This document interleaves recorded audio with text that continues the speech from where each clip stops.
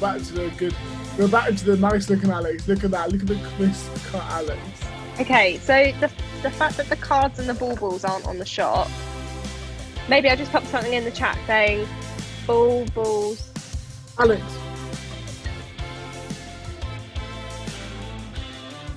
Guys, stop. Guys, our audience on to live stream.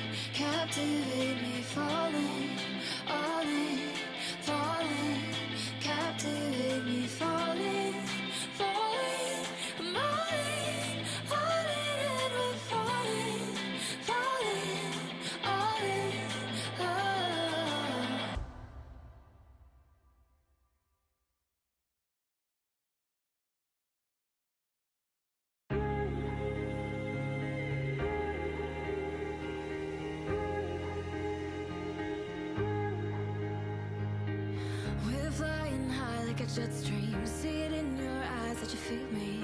Never wanna come down to the ground. Setting sparks to fires when you're with me, and I realize what it all means when our hearts beat loud to the beat.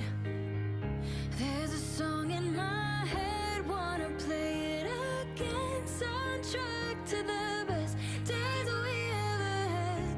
You're the one on my heart, erasing all my scars. So I love you so bad. I am better than I've been whenever you're around.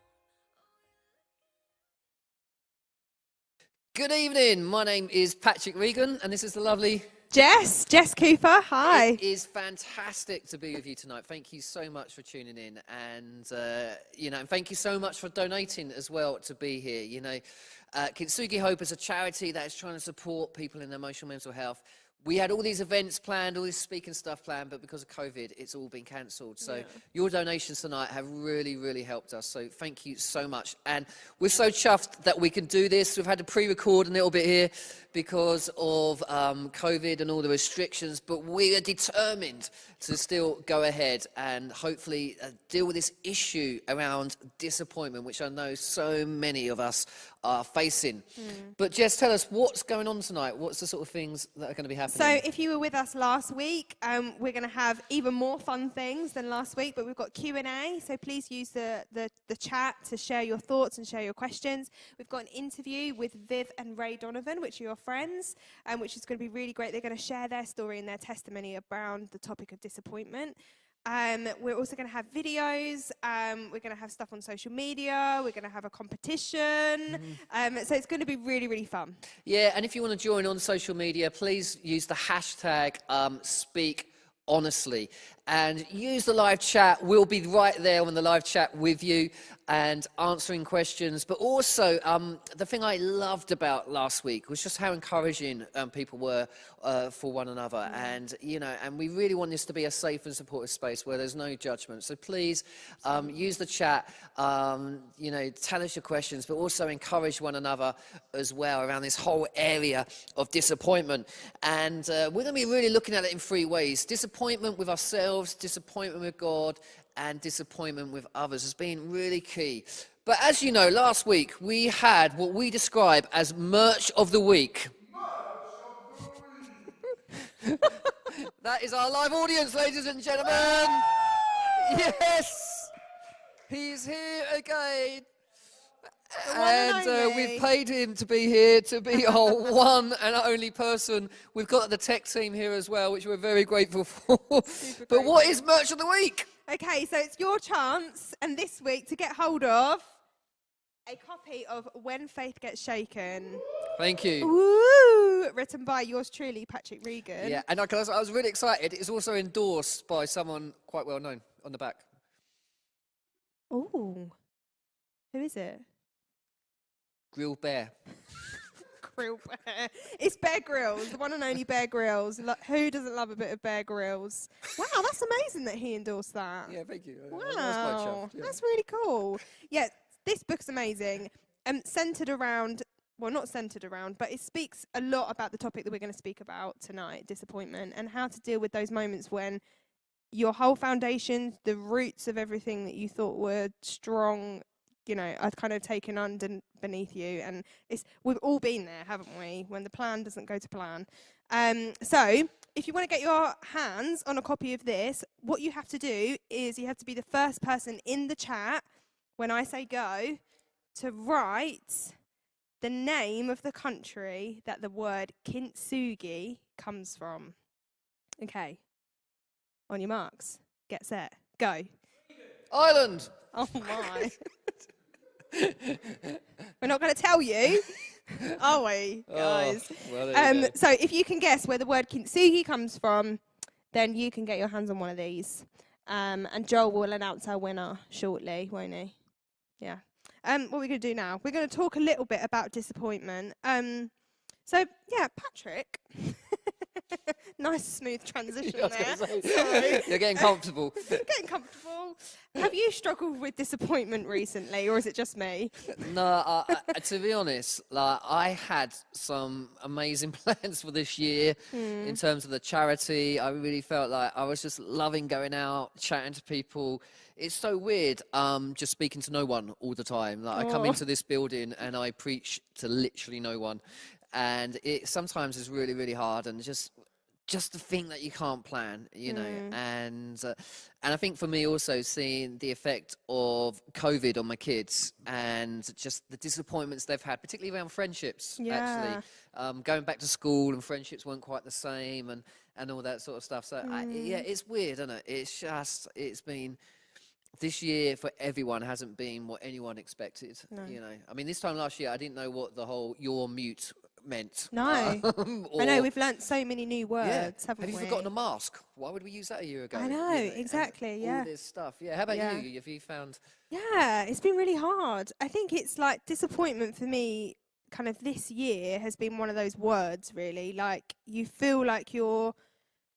You know, you start to plan things, and then, like, for example, going out for a friend's birthday, going out for a socially distanced walk, or whatever it is, and then the plans get cancelled because you're in a different tier, or now we're in a national lockdown, and it's just like that. It feels like a constant cycle, and you get your hopes up for something, and you're really looking forward to it, and it gives you that kind of... I've realised how much having something in the diary to look forward to kind of keeps that kind of... Your spirit keeps going, doesn't it? It's like, oh, you know, next weekend we've got this happening, or, oh, it's this person's birthday in a couple of months, and I don't know, you realise how much plans are really, really important. And at the moment, none of us have any really plans that we're really set on, because it's so uncertain at the moment, isn't it? It's really hard. I feel like disappointment is something that we all struggle with, and it's part of life, right? You always happen, you know, you have a sort of plan of how your life's going to turn out, you know, what it's going to be like to be a parent, what it's going to be like to be married, all this stuff. And there are some amazing things about that sort of stuff. But often the reality is so different. And I think it's how you will be disappointed. So I think the issue is how do you respond to it? Yeah. I remember one of the persons that really inspired me around the way they dealt with disappointment is Jodi Erickson Trader. All right. She was 17 when she actually broke her neck in a diving accident. Wow. And the thing about Jodi was that she was an incredible athlete, and she severed her spinal cord, leaving her as a quadriplegic. And she was in such a vulnerable position. She said, I just wanted to end my life, but she couldn't. She physically couldn't do it. She couldn't, you know, she couldn't take the pill. She couldn't do it by any other means. And so she cried out to God, saying, if I can't take my life, you're going to have to teach me how to live differently. Gosh. And her theology changed, and she's just started to support people who had disabilities, and she started to help people who in leadership positions, but she still needs at least 7 helpers each week to help her do things that many of us take for granted, like washing and dressing and exercising. Someone has to brush her teeth for her every single day. Every morning she wakes up and says, God, I'm not sure I can do this. Please help me do this. It's 46 years and she's still going for it. She's still helping people. She lives with chronic pain. And recently she had breast cancer and she's gone through chemotherapy. And she tells this beautiful story where she said that she was driving home with her husband one day and they were talking about suffering. And they were saying that suffering is like splashes of hell that make us up from our spiritual slumber.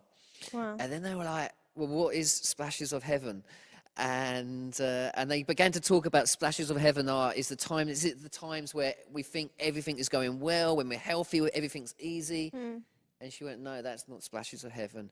Their conclusion was this, is that splashes of heaven is finding splashes of heaven where you are in your hell. It's finding that, actually meeting you in that hellish place. And I think that that's really, and the thing that she says about it is that I wouldn't swap my life with anyone. Wow. And because God has used all the disappointments, all the hurt, hasn't made her bitter, but actually, you know, has used her to change thousands of lives, which is incredible, isn't it? That's amazing. Actually, what struck me there about that is that there's like when I hear stories about people who have gone through things like that, it's like, how do I have the right to feel disappointed about anything? Do you know what I mean? Yeah. It's the comparison game, isn't it? And it's like, she's gone through something as like hugely life altering like that, and I'm disappointed when a birthday gets cancelled. Do you know what I mean? But it's actually like, we all struggle, and disappointment takes many forms, isn't it? And there's like, obviously she's used what she's gone through, and she's found God in the midst of it, and she's found like heaven in the midst of it, and that just blows my mind. So it's incredible, isn't it? Well, what we're going to do now is we're going to go to a video where we've been asking people all week is how do they experience disappointment? What does disappointment mean for them? And this is what they had to say.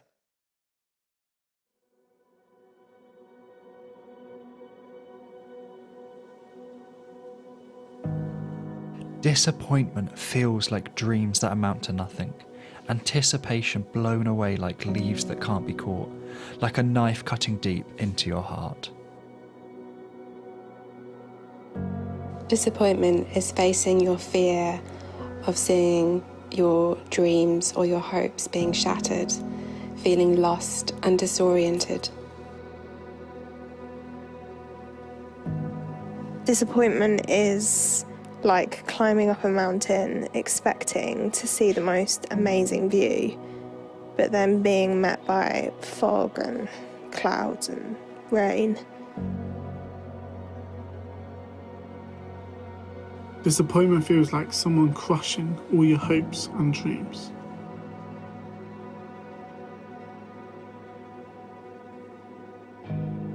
Disappointment is when your expectations are not met. It can make you feel like useless, as if there's something wrong with you, and as if you didn't measure up somehow. And it can just eat away at the way you feel about yourself.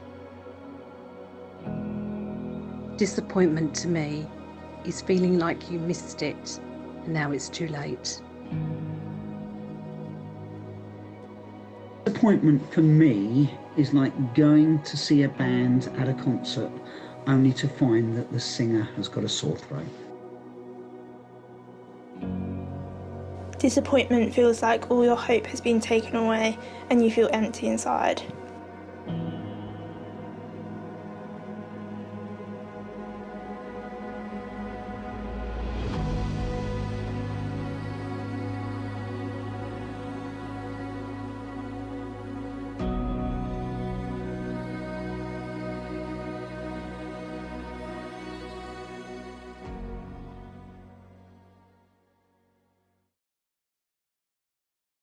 Okay, I found that fascinating, just hearing different people's perspective on disappointment.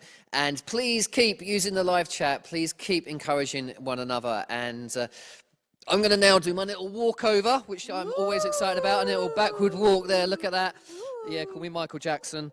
And Joel, good evening. Good evening. Nice to see you again. Nice to see you. How are you doing? Oh, snap. Go ahead.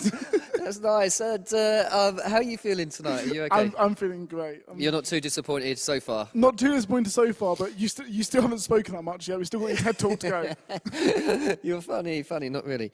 So, tell us, what the sort of people been discussing around the whole issues around disappointment? Yeah, of course. A lot of people are wanting to know, and I myself actually want to know this, is how do you keep going when life is just disappointing? Yeah, that's a brilliant question. We all want to know that. I think my answer to that would be one day at a time. As you know, and the book When Faith Gets Shaken, I had to go through major limb reconstruction surgery, and so I had this big metal frame drilled into my bones, pins going through one side of my leg, outside the other side of my leg, and this frame was going to be on for 6 months, and I was going to have it done for both legs. And I remember coming home, and Diane suddenly had to change from being my wife to my carer, effectively. Our relationship dramatically changed, and I remember once that she just couldn't cope, and so she went into her bedroom. It's my bedroom as well, and thank you. And she said, "I'm disappointed in that joke." I thought it was quite good, and she said, "God, I just can't do this anymore." And you know that phrase, there's always light at the end of the tunnel? Yeah. And she said she felt like almost like God say, stop looking for light at the end of the tunnel. Because the tunnel is just too long sometimes. Like it feels like that at the moment. It's just too long. And you keep looking there. And he felt like saying, look around you now. See the beams of light now.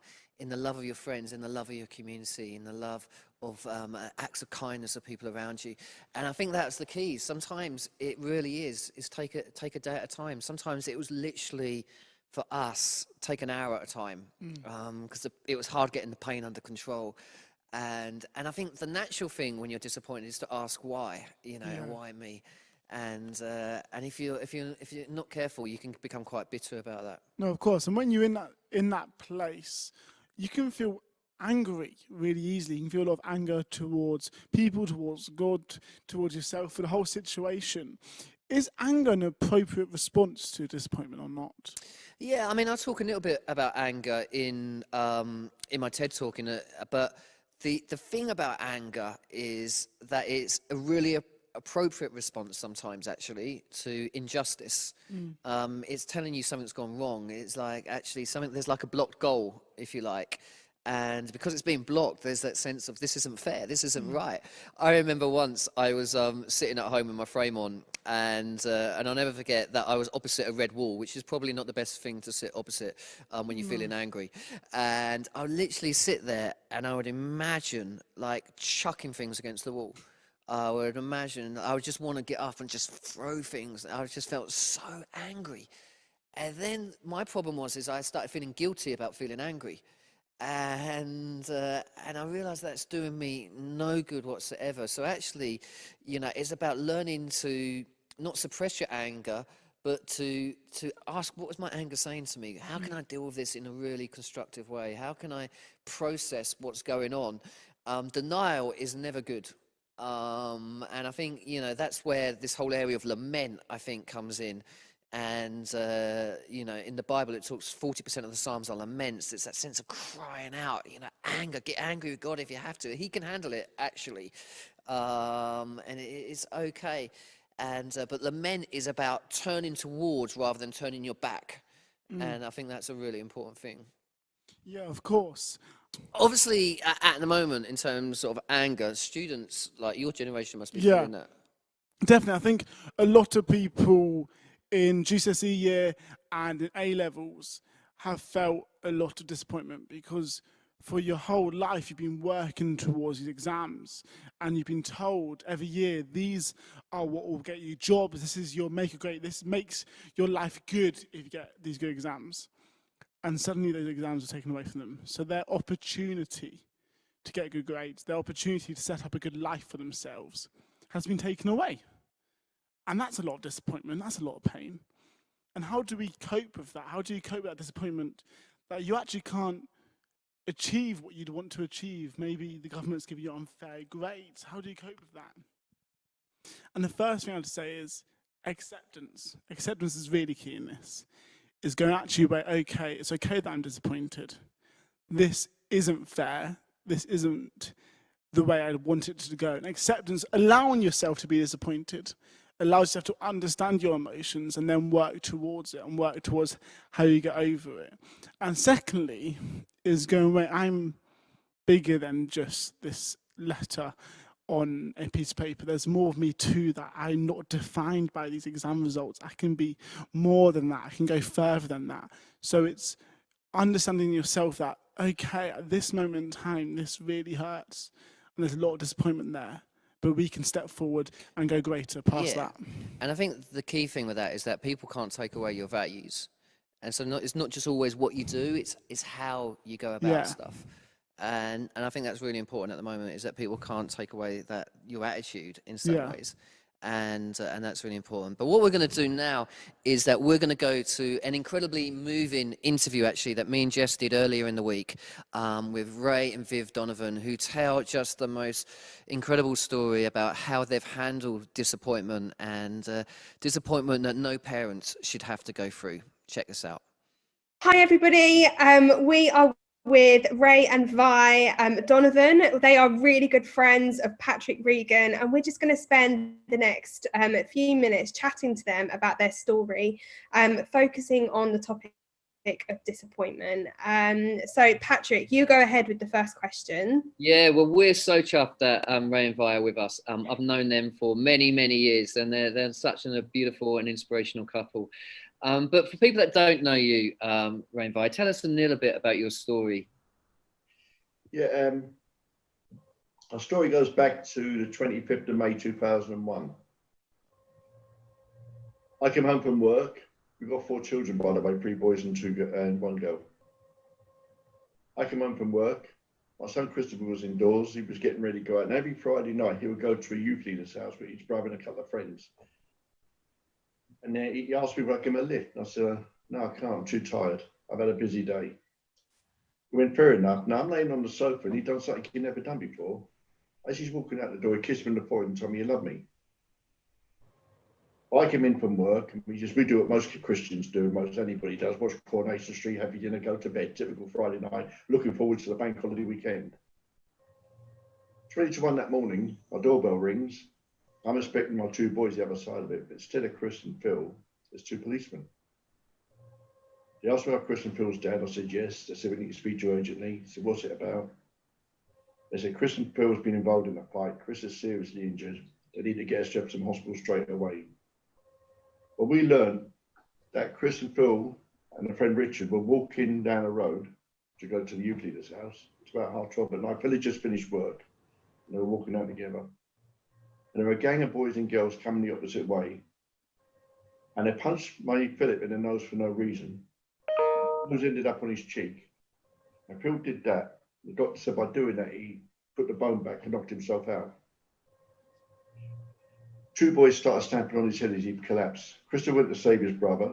There's a few punches thrown. They backed him onto this main road. It's a 4-lane A road. Got him on the floor, stamped on his head till penalty shots to his face and body. When a woman shouted the police are coming, they ran, left him in the road, and a car ran over him and dragged him 40 metres down the road. Later that night, 20 to 4 in the morning, the police, the doctors all came in the room and told us he died. We didn't have to view his body. Then all chaos house happened, didn't it? Police in and out, friends in and out, you're indoors. I'm just trying to make it quick. It's longer than this. You can see our story on our website. Yeah. Then we had to wait because it was a bank holiday. I'll tell you what happened. There's a policeman called Colin Sutton came in our house. And he sat down. The first thing he said to me was, I would never lie to you. Now that really got my respect. He said, I put up an accident sign. I said, why'd you put accident when there's murder? He said, if I put murder, no one will come forward. Trust me. Okay. God is so great. 48 witnesses came forward. Wow. They never had so many witnesses in a murder case. In fact, 2 of the girls, we were told, went to the police station. They saw it on telly, went to the police station and gave everybody's names as witnesses to the accident. Wow. So we had to wait till Tuesday while all this is going on to view his body. And to just meet the coroner. While we went into the room, viewed his body, he's just laying there. We talked to him, we prayed over him. We couldn't touch him, by the way. We weren't allowed to touch him or hold him. Christopher became what is known as a crime scene. Can't touch him. We stood over him, we prayed over him, we came out. My daughter went in with her husband. And the coroner said, I've got bad news. I said, what can be worse than that? She said, because of the kicking in the car, I had to prove what killed him. To do that, I had to remove his brain, wait for an enzyme to come out, that's like a scar, and just take 16 weeks, and you can't bury him for 16 weeks. This is what we were going through, wasn't it? Once you get over the initial anger and rage that you feel, then the disappointment sets in. Yeah. I was going to ask. The disappointment of having your whole life just thrown away, just thrown out the window. I mean, the anger that you feel. I mean, I went home, I wanted to rip the covers off the walls, and I threw all my plates out of the kitchen cupboard. I was getting so angry, but I was getting angry not only with what had happened, but I was getting angry with God. You see, I felt let down. You see, we weren't Christians all our life. We only became Christians in 1997. And in 2001, Right. 2001, we were married in 1971. We got divorced, got remarried again after becoming Christians. April the 28th, 2001. May the 26th, Chris is killed. A month after we got remarried. So that's the disappointment, wasn't it? So all of that compounds down on you, you know. You don't know where to direct your anger. I remember screaming. I remember screaming at God. You let me down. Christopher gave his life to the Lord at 16. At 18, he was dead. You know, he had his whole life ahead of him. We had to smile at that because he went to a Christian Union camp, didn't he? Yeah. He went to a Christian. Just to meet the girls. Just to meet the girls. And came back with the Lord, which was wonderful. And you just think everything is so wonderful in my life. Yeah. It's all going swimmingly. It's wonderful. Mm. And then the rug gets pulled out from under you. Mm. And sorry, go on. That's okay. I was just you were probably about to say it, but you must have asked the why us question. Yeah, why us? Yeah. We've got everything going for us. We were sitting in the back of the church minding our own business and having a great life, and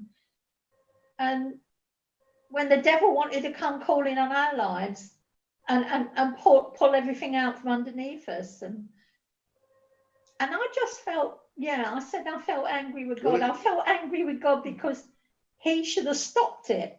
Yeah. Where were you when that happened in that road? Where were you, God? That was my question. The idea I just had there while I was talking is we're like your pot behind you. We were all in one lovely piece, and then all of a sudden it was shattered. Yeah. We didn't think it'd get put together again, did we? No. And I remember the pastor coming round to, Ray called him round because my head was exploding with this, and he came and he sat down on the floor. He sat at my ankles and he looked up at me and he said, it's okay to be angry with God. It's okay to be disappointed. It's okay to feel like that. I was going to say about, because obviously I know your story, and I remember reading, I think it was the Daily Mail, I think it was, or it was in one of the newspapers where you talk about your journey of forgiveness and meeting the boys who took away Chris's life, and that's just been obviously an incredible journey. And tell us a little bit around how you came to that place of forgiveness. Well, I coming from my background, when I became a Christian, I realised how much God forgave me, and I would, and I thought, how can I not forgive them? That was that night. It was still hard to do. I was still angry. Believe you me, Patrick, if I saw them in the street that night, I would have killed them. I'll be honest with you, they would have been dead. But I just knew it was the right thing to do. If I didn't forgive, I'd be in for a life sentence. And Vi, you couldn't understand. If I didn't push it on Vi, I let her do her angry bit. I just didn't pressure her. And it was about, I'll tell you how strong this word is. The police said to me in the court, do not mention forgiveness. Don't go on the radio or anything about forgiveness till the court is finished. Otherwise, we'll get a not guilty verdict. That's what that's what you said. They absolutely banned us from saying that word in the courtroom or to the or press. Anywhere, to the press or anything. Because, and that tells me what a stronghold that is, that word. You know, how powerful it is. Yeah. It took me ages to realise it is about choice and it's not about how you feel. Because how I feel, even today, I want to go kill him. That's the humanness of me. That's my bad side of me. Want to go and get revenge. And it's okay to feel that way, but what we do with it, that's the problem, isn't it? And so I realised that my unforgiveness, my anger, my disappointment was destroying me. It wasn't doing anything to them. It's me. I'm the one. So I have to control it. I have to say I forgive and say it over and over and over. And even today, every moment of every day. When you did meet the boys and when you did make that choice to forgive, because I totally can relate, did you feel that was a release of letting go of that anger, or was it? It was a relief. It was a release in both ways. Yeah. The first boy we met was a 15-year-old who was 16. Was it 16? No, 28, wasn't he? 28 when we met him. 26, sorry, when we met him. Now in court, he said to his dad, he went like this, I'm innocent, I didn't do nothing. When he met us, he sat down, looked us in the eye and said, I was a 15-year-old coward, I murdered your son and I'm sorry. And that reaction. And as soon as he'd done that, it was like he had a ton of bricks on his back and it just fell off. We never expected him to say that. We never expected him to say sorry. But we've chosen to think of it this way, that we're going to have to say we forgive you, whether we hear that or not. Wow. Because it's about us. Yeah. It's about us moving on into the future. We knew that going in, that we have to do this instinctively. How we did it was, was another matter, but we knew instinctively we had to for our own sake. Because if you live in that rage and that anger, it will permeate every item, everything of your life. You will live that way, and everything you say will sound. It's like there's a great saying that we use in prisons.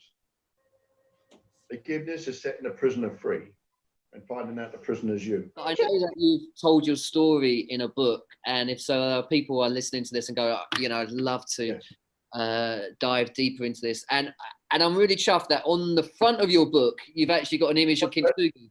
Yeah, shall we show it to you?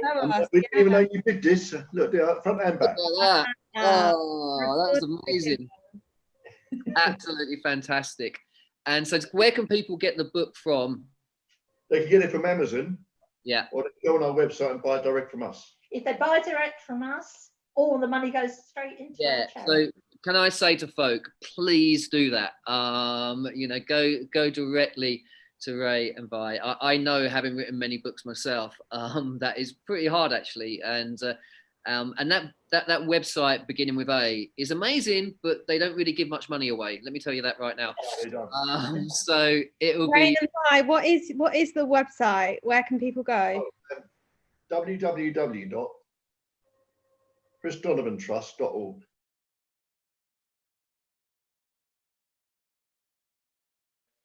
Okay, so next we're going to watch quite a well-known video about Derek Redmond. It's an amazing clip all around disappointment and that journey and how not to give up. I guess, like many of you, watching that clip, I've seen it so many times, and it is incredibly moving. And the thing that gets me is that, you know, Derek Redmond, he had this goal, he had this dream, and he was going to cross that finishing line no matter what happened. And when his hamstring pulled, he had a choice. He could have then just pulled out the race, or he could get going. And I think that's the thing about disappointment, is that sense of keeping going, because he had that sense of purpose. And the thing about his dad, which I love, is that his dad couldn't stay in the stand. It was like, that's my son, that's my boy. And he gets down and he runs on the track and he puts his arm around him. And yet the first thing when Derek Redmond sees him is he almost just like pushes him away. It's like, no, Dad, don't do it. And then eventually he succumbs and he lets his dad put his arm around him and they do it together. And I think that's the really key thing about disappointment, actually, is we need people to come and wander alongside us and run alongside us. And sometimes I feel like that video describes my life. I feel like I'm not running through life pain-free. Physically, I'm not pain-free because I've got dodgy knees.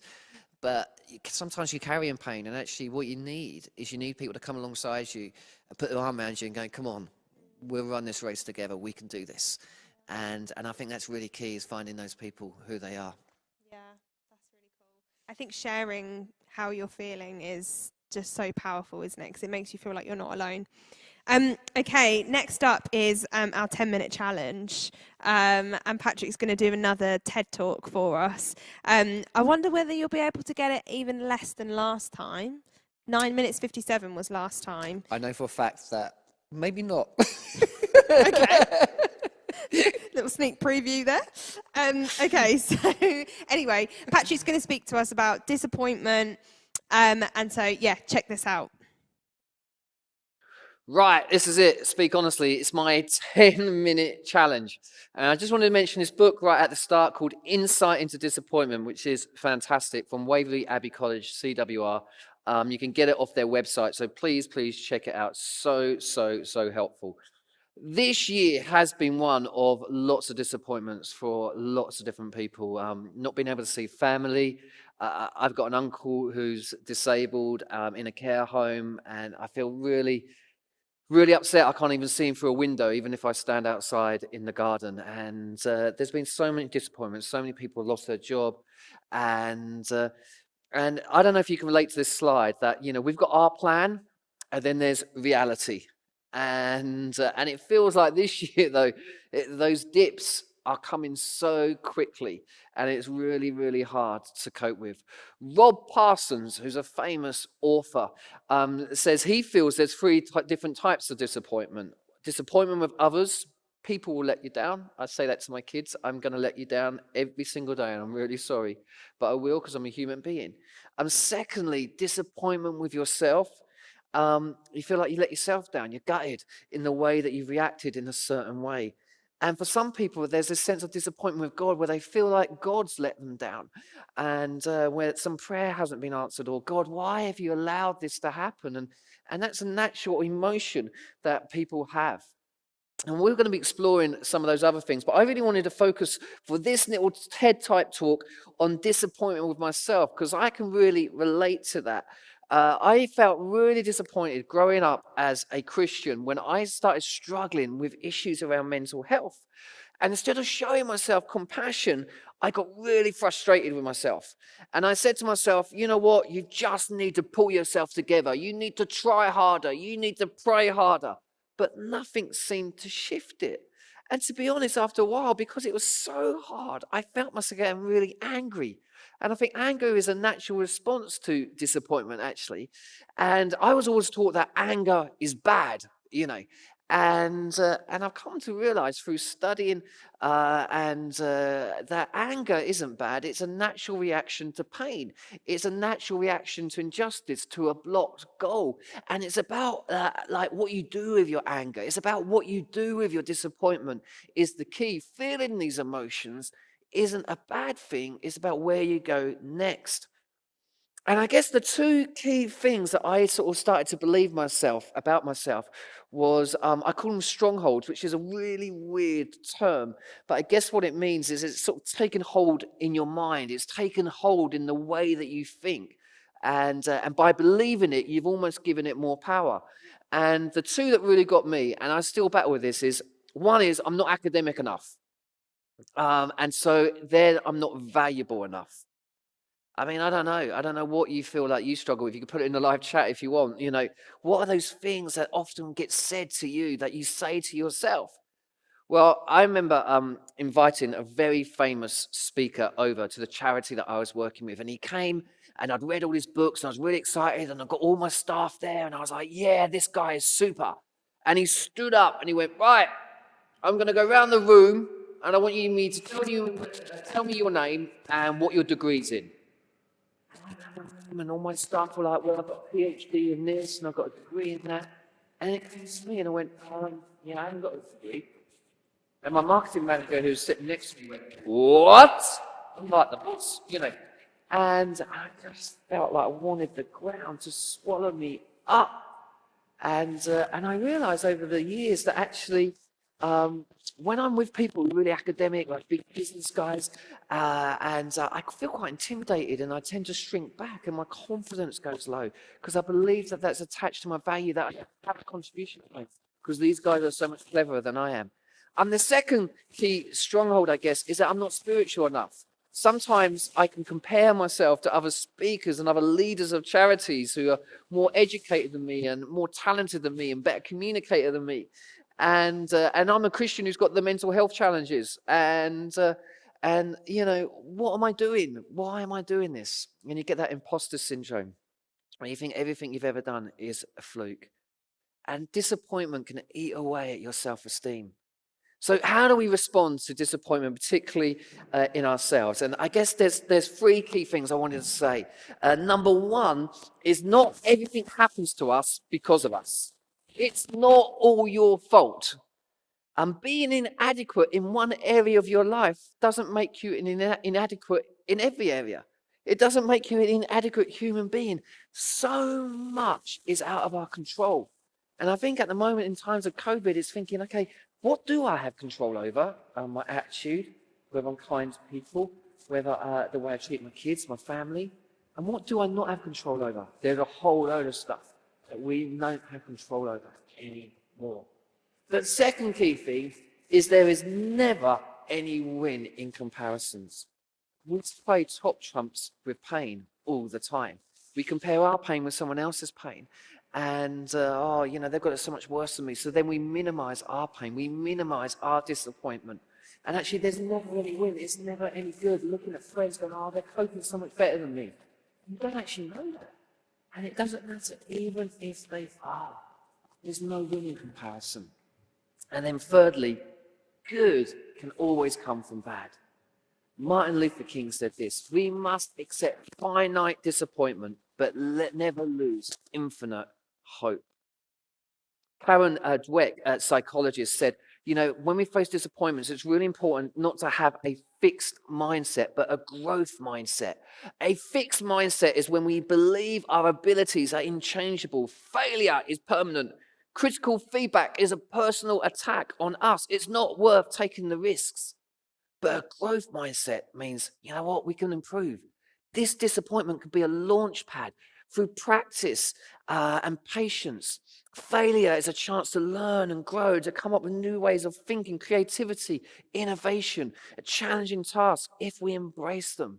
See, disappointment is a part of life. I've had many friends who've had cancer, and I've said to them, have you ever thought of why me question? And it's such a natural question. And I know I've been through so many health problems. I'm like, why me, God? And I remember this one guy said to me, no, I really thought, why not me? Why not me? What makes me different to anyone else? And the amount of people that have cancer.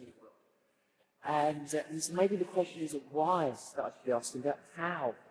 How can I handle this disappointment? How can I get myself through this? How can I grieve well and not push things under the carpet? How can I use this experience in a way that might help me be a better person? I think when we go through disappointments, that actually God doesn't waste anything. I finish with this. I remember I was a speaker at a very large festival. There were a couple of thousand people there, 3,500 people. And just before I got up to speak, I felt a sense inside of me that I was to tell these 3,500 people that I was struggling with my mental health. Not in the future, not in the past, but now.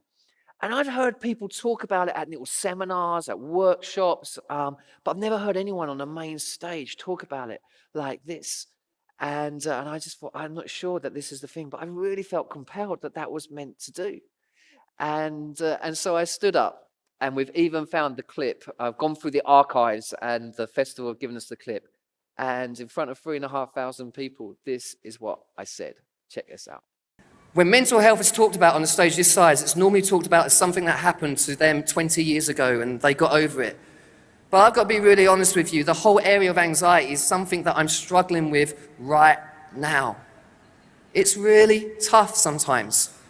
And the reality is, some other people in this room will be exactly the same. After I said that, I sat down. I felt exhausted, exhilarated, and overwhelmed. And I felt God say, you know what, I can use your pain. Nothing is wasted. After that talk, I have never received so many emails in my life from people who were feeling suicidal, who went, you know, it gave me hope. People who said, I've never heard anxiety talked about like that before. I've always thought anxiety was weakness. The way you talked about it actually made me feel really good about myself, that I have empathy and I have sympathy for people and I can care about people. It was a complete game changer. The whole of the charity, Kintsugi Hope, is really about beauty out of brokenness.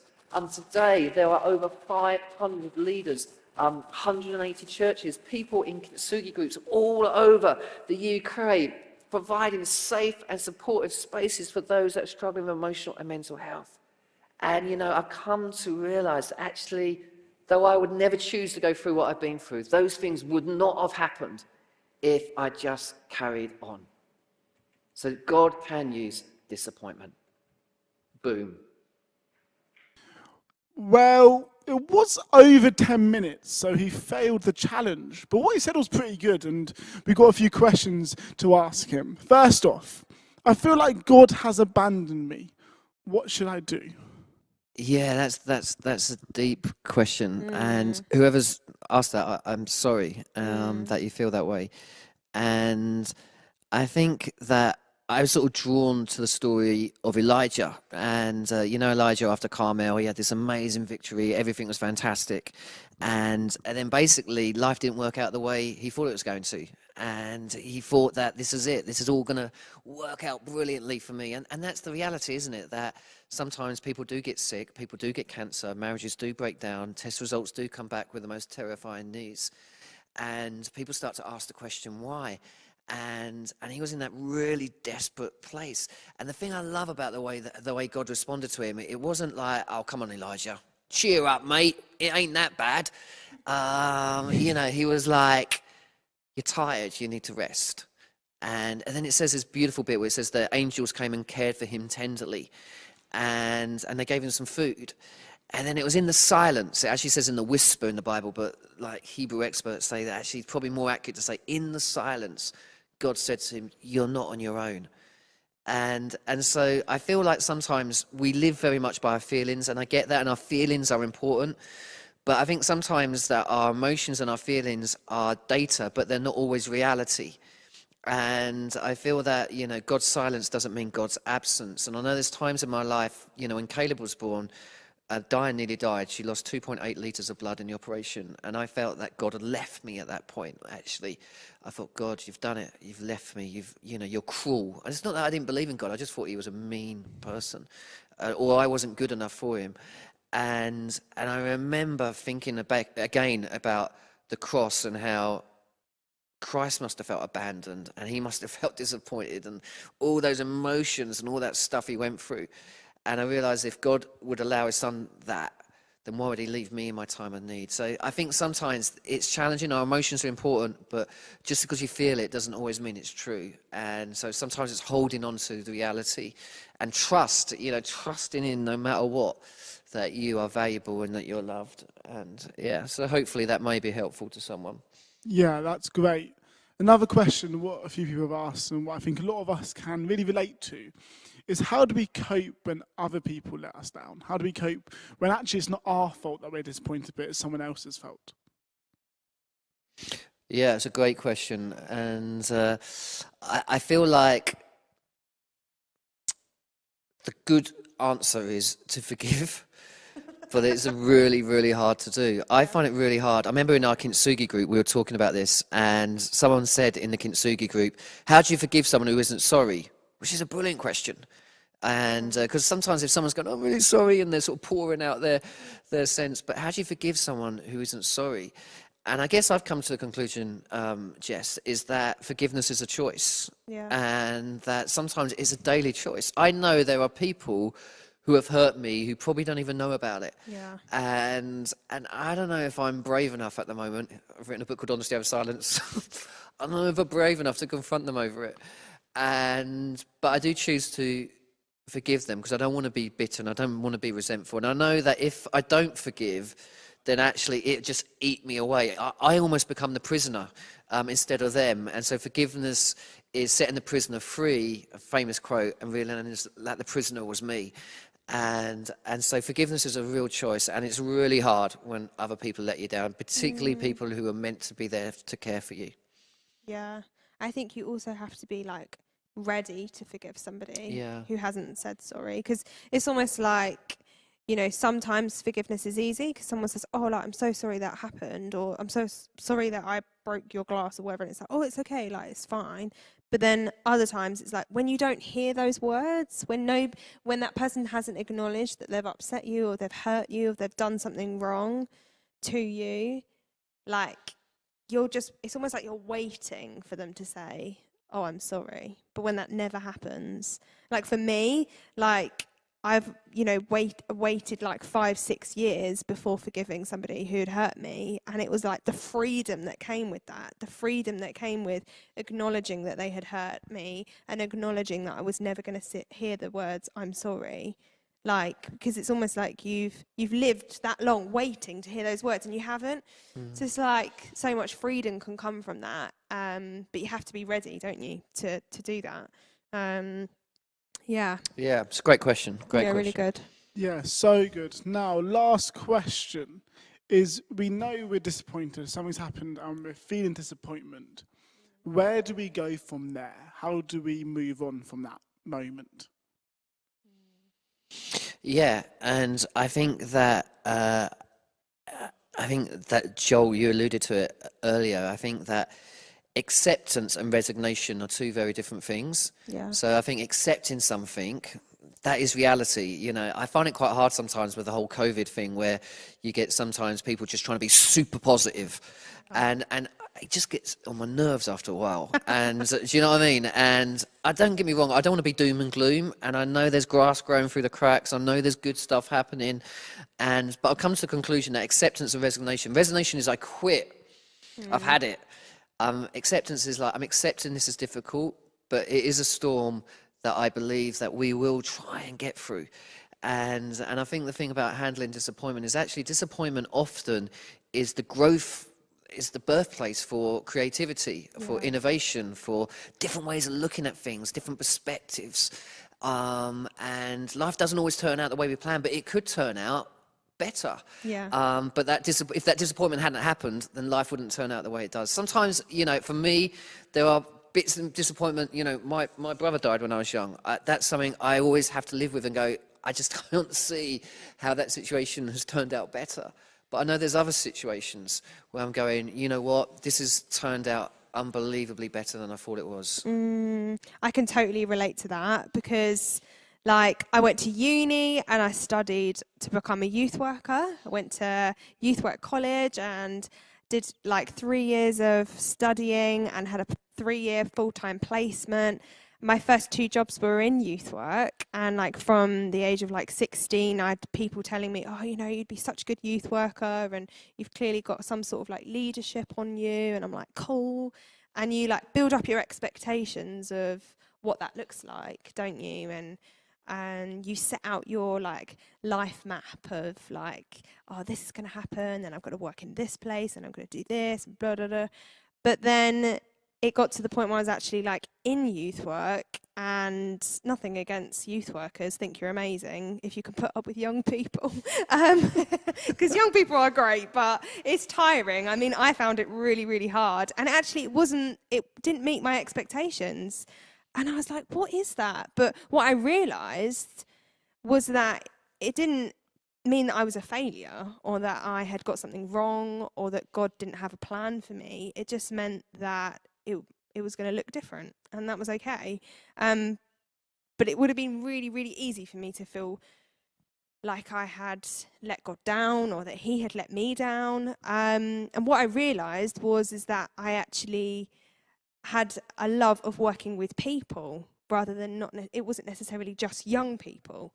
And it was that mindset change that really allowed me to look at life differently. And now I'm in a job where I work with people and I love it. Like, I love working for Kintsugi Hope. I'm not paid to say that. Like, and it was through that disappointment that it meant that I'm now in a job that I absolutely love. So it's interesting, isn't it? How God's in that, and it's all about. I think it's about perspective, and if you allow yourself to go, okay, is this going to shape me? It's powerful. Yeah, very much so. And you know, we're coming to the end of our time together now, but we really want to thank you so much for spending this hour with us. It's a real privilege to be able to do this on a Sunday evening with you guys, and we hope that you found it useful. And one of the things that you may see here is that we have these beautiful stones with hope written on it, and it feels like at the moment that hope is in a bit of short supply. And so what we've been doing as a team is actually getting these stones, finding stones, decorating them with the word hope wins, hope, and leaving them in random places where people will find them. And the whole idea is to try and just, you know, brighten someone's day up, really. And so I want to finish by reading you a poem. And this is my favourite poem on earth. And I think this talks right into disappointment because it's of a young girl. It was believed to be found in a cellar wall in Cologne in Germany in 1943. A young child hiding from the Nazis who probably had a whole life in front of her, and yet it wasn't going to work out the way she thought it was.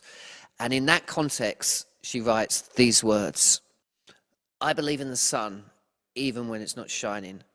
And I believe in love, even when there's no one there. And I believe in God, even when he's silent. I believe for any trial, there's always a way. But sometimes in this suffering and hopeless despair, my heart cries for shelter, to know someone's there. But a voice raises within me saying, hold on, my child. I'll give you hope. I'll give you strength. Just stay a while. May God bless you.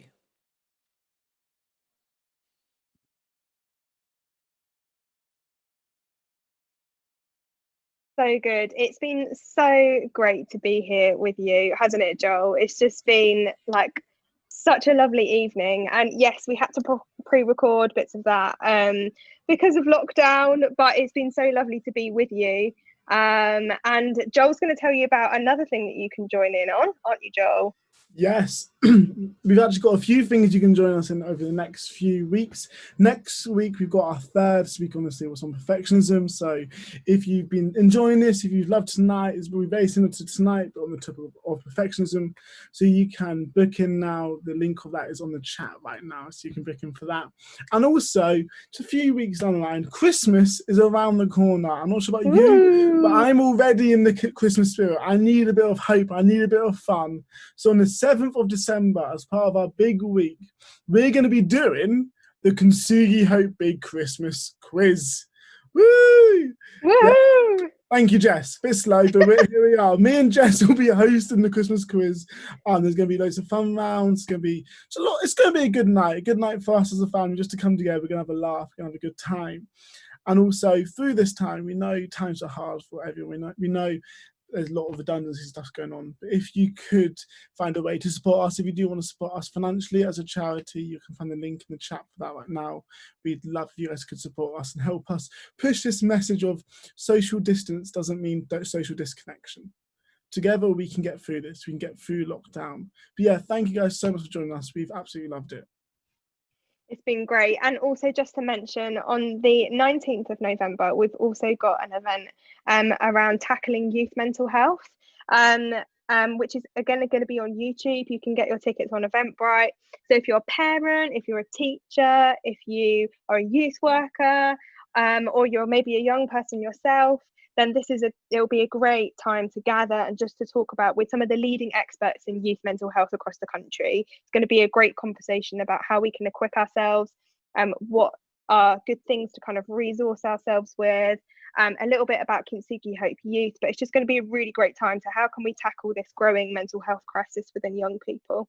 But anyway, it's been absolutely so good to be with you, and we have thoroughly enjoyed this evening. So yeah, we hope that you've enjoyed it as well. And again, if you need any further support, then the website is a great place to go, www.kintsugihope.com/support, and you'll find signposting to lots of great organisations. Anyway, have a good evening, everybody, and we'll see you soon. Bye. See you next week. Bye.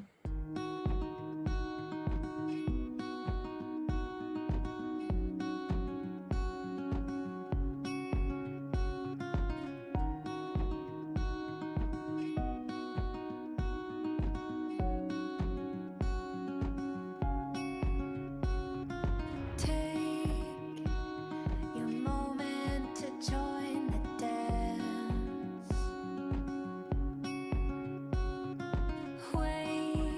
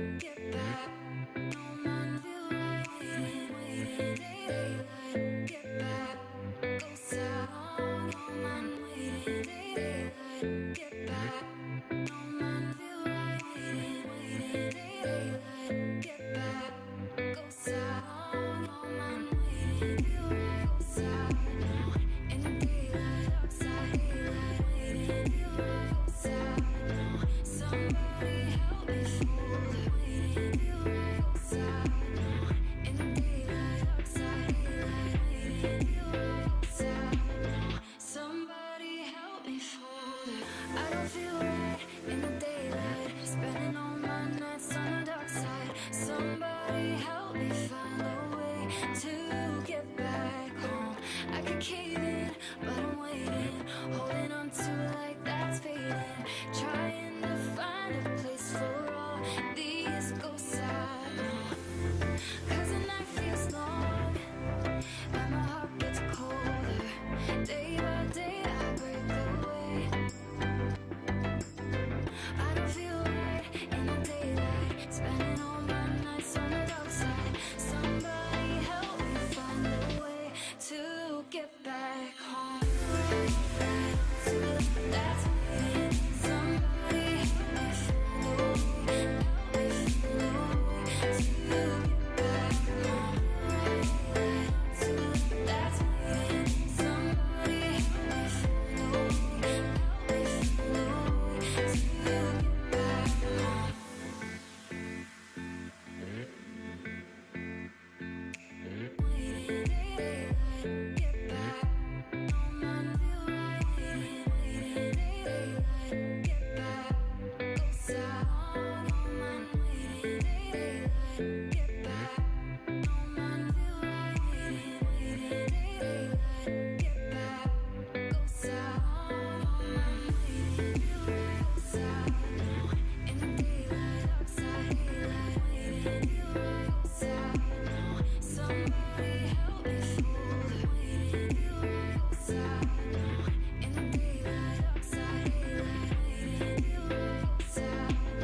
Somebody help me fold her. I don't feel right in the daylight, spending all my nights on the dark side. Somebody help me find a way to get back home.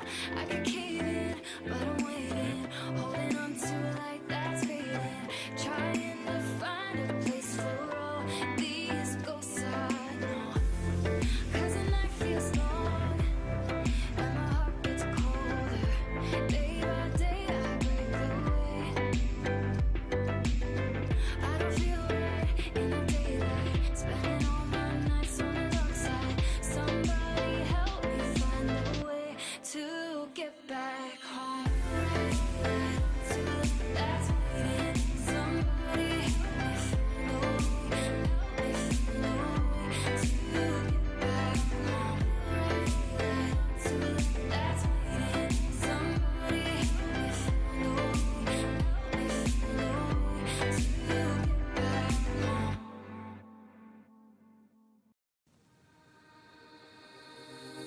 Waiting on the edge of this moment, holding out for something golden.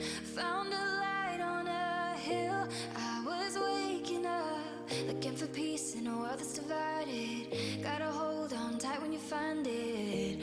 I was turning around, I was waking up. You're pulling me right in, rotate to you again. I'll live the rest of my life by your side. I wanna stay here forever, playing it all like the radio. Don't see how it could be better. All I know is don't let go. Stuck in a head rush about it. We're spinning fast, we're moving slow. I don't know how, but we found it. Something supernatural. The space between us, oh, it feels like home. Oh, you feel like home wherever we go. The space between us is a place to rest your bones. Oh, it feels like home, supernatural. One look in your eyes and I find it. When you leave in my mind I rewind it. When you got it this good, you don't fight it. When you're with me, nothing else matters. On gray days, I live in your laughter. I collide with your heart, I'm seeing stars. I let go of the past. I know this too shall last. Now I've been waiting all day to let you know that I wanna stay here forever, playing it all like the radio. Don't see how it could be better. All I know is don't let go. Stuck in a head rush about it. We're spinning fast,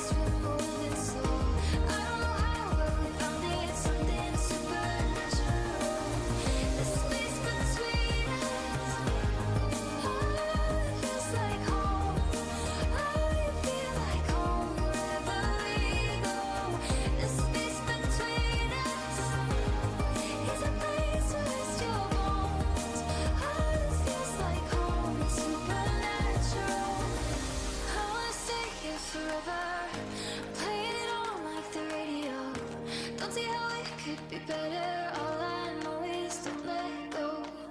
Stuck in a head rush about it. What's spinning fast, we're moving slow. I don't know how, but we found it. Something supernatural.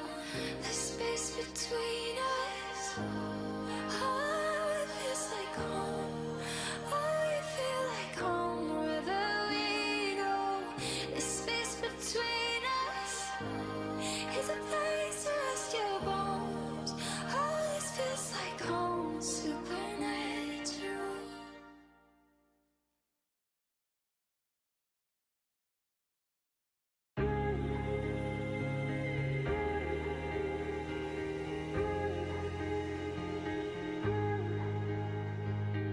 We're flying high like a jet stream. See it in your eyes that you feel me. Never wanna come down to the ground. Setting sparks to fires when you're with me. And I realize what it all means when our hearts beat loud to the beat. There's a song in my head, wanna play it again. Soundtrack to the best days we ever had. You're the one on my heart, erasing all my scars. Oh, I love you so bad. I am better than I've been whenever you're around. Oh, you're looking at me unconditionally. Oh, your voice cuts through to me in every single crowd. And I know you love me till the sky falls down. Till the sky falls down. How we got it so good, I don't know how. Tattooing your name on my heart